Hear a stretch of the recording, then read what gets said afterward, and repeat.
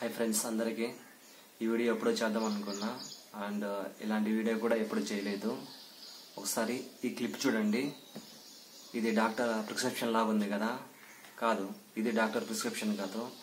ఇది 30 సంవత్సరాల డాక్టర్ ఒంటి మీద ఉన్న గాయాలు.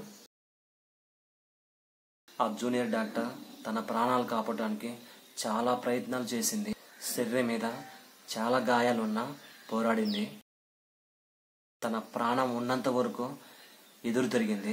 నొప్పిని తట్టుకున్నది కానీ మృగాల మధ్య శరీర గాయాలతో తను మరణించింది. తను ఓడిపోయింది. కొంతమంది మృగాలు గొంతు పిసికి ఊపిరి ఆడనివ్వకుండా చంపడం జరిగింది. వీటన్నిటిని చూస్తుంటే క్రూరంగా చంపారని తెలుస్తుంది. లైక్ దట్ కొన్ని జంతువులు ఒక జంతువును వెంటాడి చంపుతాయి కదా, అలా. మీకు తెలుసా, ఆమె శరీరం నుంచి రక్తం, ఆమె ప్రైవేట్ పార్ట్ నుంచి రక్తం, ఆమె నోట్లోంచి రక్తం, ముక్కుల నుంచి రక్తం, అనేక గాయాలతో ప్రాణాలు కోల్పోయిన ఓ యువతి డాక్టర్ డెత్ కేస్ చూద్దాం. ఆగస్టు 8, 2024 ఆర్జీకర్ మెడికల్ కాలేజీలో సెకండ్ ఇయర్ చదువుతున్న ఓ ట్రైనీ డాక్టర్ నైట్ డ్యూటీ చేసిన తర్వాత తన ఫ్రెండ్ కొలీగ్తో సెమినార్ హాల్తో కలిసి డిన్నర్ చేసింది. 2 గంటల తర్వాత డిన్నర్ చేసి తన ఫ్రెండ్ సెమినార్ హాల్ నుండి వెళ్ళిపోయింది. అప్పటికి ఆ జూనియర్ డాక్టర్ 36 గంటలు నాన్ స్టాప్గా డ్యూటీ చేయడంతో తను అలసిపోయి రెస్ట్ తీసుకున్నది.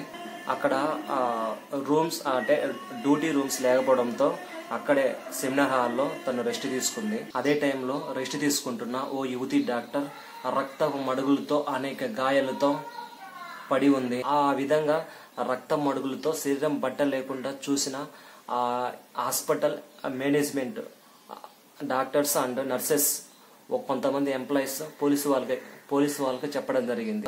పోలీసు వాళ్ళు అక్కడికి వచ్చి పోలీసు వాళ్ళు తన పేరెంట్స్కు, విక్టిమ్ యొక్క పేరెంట్స్కు ఇన్ఫార్మ్ చేయడం జరిగింది. ఇన్ఫార్మ్ చేసి మీ అమ్మాయి సూసైడ్ చేసుకున్నది, ఇక్కడికి రావాలని చెప్పేసి వచ్చారు, చెప్పడం జరిగింది. ఆ తల్లిదండ్రులు వెంటనే అక్కడ ప్రదేశానికి వచ్చారు. వచ్చిన వెంటనే ఎలో చేయలేదు. దగ్గర 11 గంటలకు అక్కడికి చేరుకోవడం జరిగింది. తర్వాత దగ్గర 3 గంటల తర్వాత, మధ్యాహ్నం 3 గంటల తర్వాత వాళ్ళకు చూపించడం జరిగింది.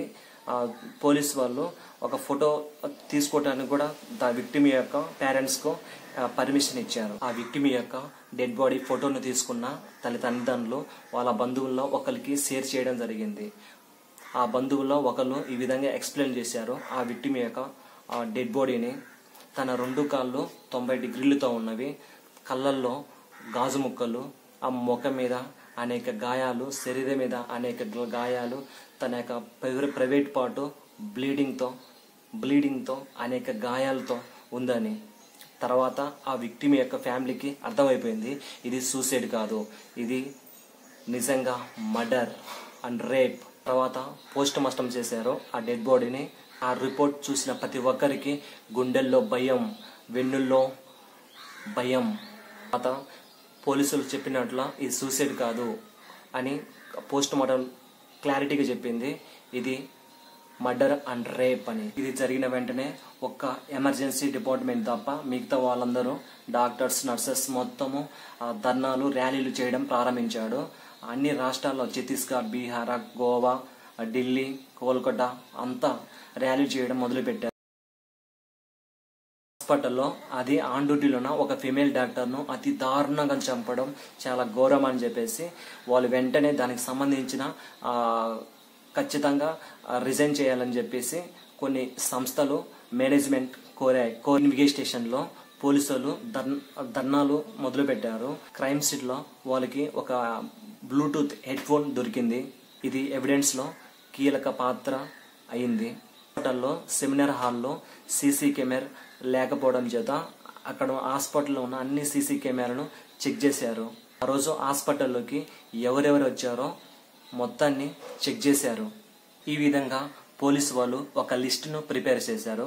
ఆ లిస్టులో సంజయ్ రాయ్ కూడా ఉన్నాడు. సంజయ్ రాయ్ ఉదయం 4 గంటలకు హాస్పిటల్లోకి ఎంటర్ అవుతున్నట్లు ఆ సీసీ కెమెరా ఫుటేజ్లో ఉంది. సంజయ్ మెడలో ఒక హెడ్సెట్ బ్లూటూత్ కూడా ఉంది. ఆ సీసీ కెమెరాలో 40 నిమిషాల తర్వాత ఆ సంజయ్ రాయ్ బయటికి వస్తున్నట్లు కూడా ఉంది. అప్పుడు బయటికి వచ్చేటప్పుడు తన మెడలో హెడ్సెట్ బ్లూటూత్ లేదు. ఇంట్రాగేషన్ ముందు అక్కడ పనిచేసే అందరి దగ్గర నుంచి వాళ్ళ మొబైల్ ఫోన్స్ తీసుకోవడం జరిగింది. ఒక ఆఫీసర్ బ్లూటూత్ హెడ్సెట్ ఆన్ చేసి అక్కడ ఉన్న మొబైల్ అన్నిటికీ పేర్ చేయడం స్టార్ట్ చేశాడు. ఫోన్ కు ఇన్స్టెంట్ గా బ్లూటూత్ కనెక్ట్ అవడం చేత సంజయ్ రాయ్ని ఇమీడియట్లీ అరెస్ట్ చేశారు. కాకుండా ఈ Sanjay Roy CC camera footage లో భయపడుతున్నట్లు, టెన్షన్ పడుతున్నట్లు, అతని బట్టల మీద రక్తపు చుక్కలు చూసి పోలీసు ఇమీడియట్లీ అతని మీద కేసు రిజిస్టర్. విధంగా సంజయ్ రాయ్ కాకుండా ఇంకా హాస్పిటల్లో మేనేజ్మెంట్ ఇంకా ప్రిన్సిపాల్ చాలా మంది ఉన్నట్లు వెల్లడవుతున్నాయి. అలాగనే ఆ హాస్పిటల్ ప్రిన్సిపాల్ కూడా అదుపులోకి తీసుకున్నారు. ఈ కేసు నిదానం అవడంతో ఈ కేసును సిబిఐ వాళ్ళు టేకప్ చేశారు. సిబిఐ న్యాయంగా ఇన్వెస్టిగేషన్ చేసి నిజాలు బయట పెడుతుందో లేదో చూడాలి.